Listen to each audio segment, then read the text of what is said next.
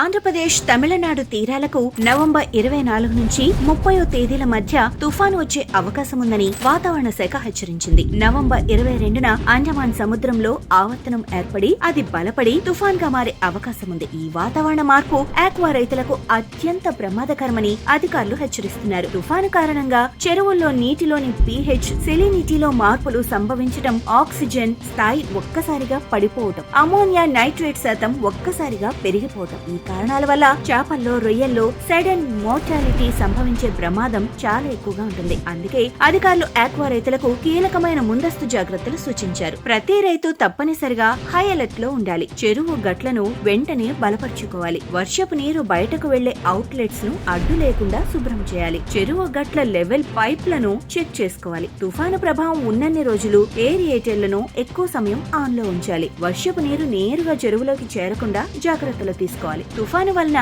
Current పోయే అవకాశం ఉంది కాబట్టి జనరేటర్లను అందుబాటులో కండిషన్ లో ఉంచుకోవాలి. ముఖ్యమైన పరికరాలు, మోటార్లను ఎత్తైన సురక్షితమైన ప్రదేశాలకు మార్చాలి. ప్రతి రైతు అప్రమత్తంగా ఉండి తమ చెరువులను సురక్షితంగా ఉంచుకోవాలని అధికారులు కోరుతున్నారు.